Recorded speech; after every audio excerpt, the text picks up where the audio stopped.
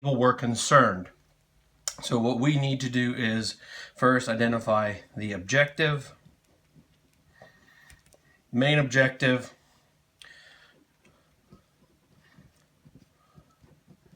demonstrate mastery of the concepts of romanticism. I'm going to abbreviate romanticism. Okay? Those concepts are these things right here. Now, you are showing your mastery of the concepts of romanticism through the creation of a monster.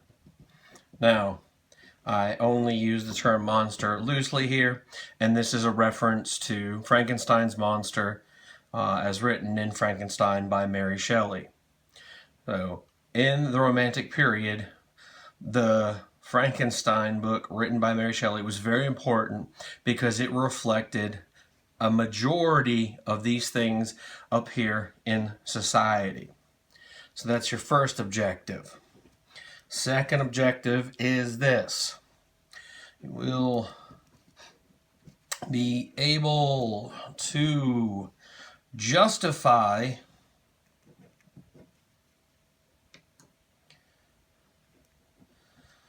the use of people from the period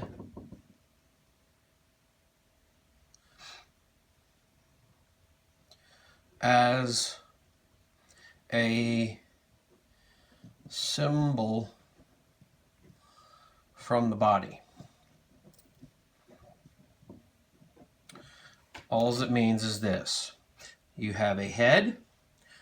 There is a person that will symbolize the head. You have hands. Love my hands here. Sorry, folks. A person represents the hands. We have a heart. We'll have a person that represents that. And then we have feet. And then there will be a person that represents that.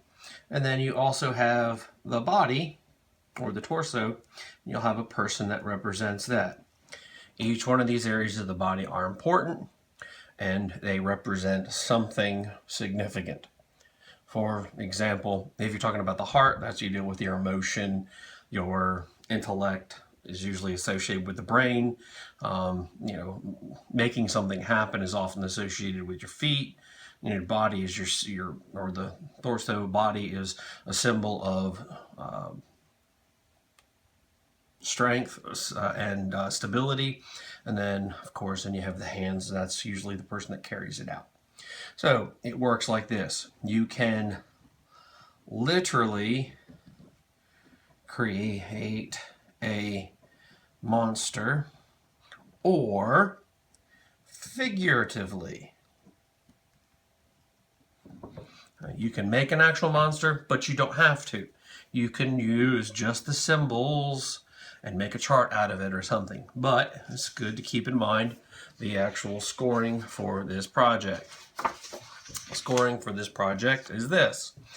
25% creativity. This is really going to be what you do with the concept of monster. Like Frankenstein's monster, do you make your own, or how do you represent it? 50% based on your justification. That's your standing behind your reason you picked a certain person to be a part of the monster. And then 25% is your work cited. It's your 100% right there. Now, this is probably the most important, but the other two also carry significant weight. All right? Now, the 5 areas that are part of this project. I will use an illustration here.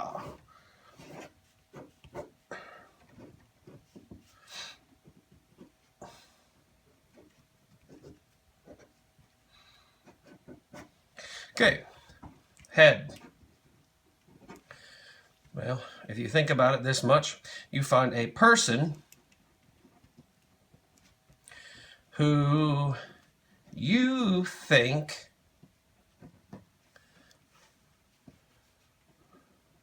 represents the romantic thought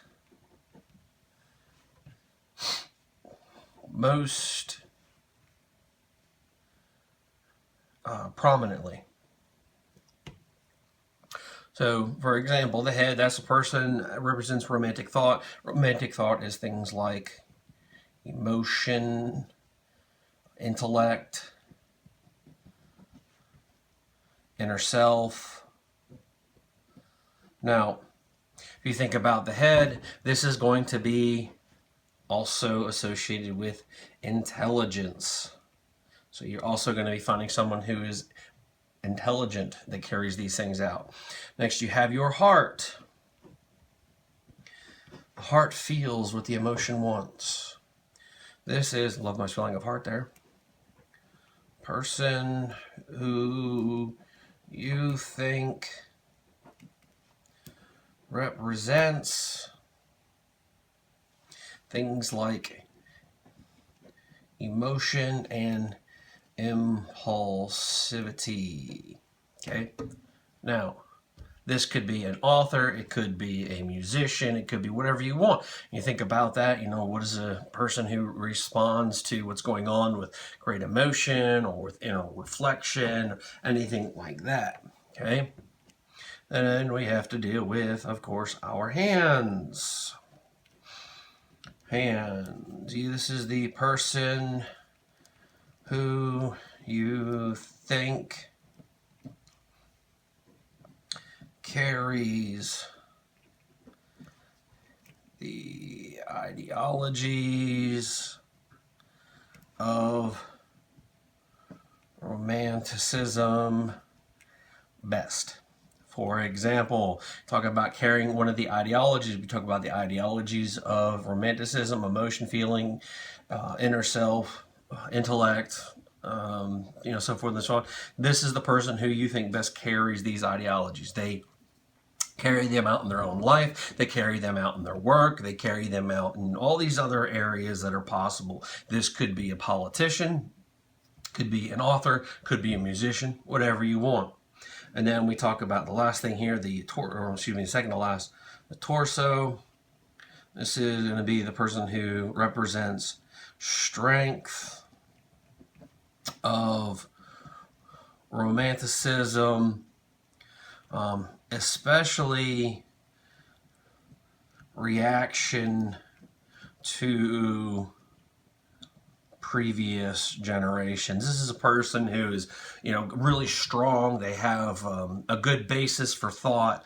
They really understand the time period around them. This is probably going to be somebody like an author. Could also be an artist. But this is a person that shows strength. Politician, especially here. Okay, but it can be anything you want. And then finally, the feet. And this is going to be the one who takes romanticism to the people or carries it to a new generation, something like that. Okay, now the person with the feet, you're definitely going to need somebody that has a lasting idea outside their own specific time period. There's that. Now, those are the areas. Justification. Justification is actually very easy because justification, if you look it up, it basically just means to provide a defense of what you think is correct. Basically, all you're doing with your justification is, why do I think this person best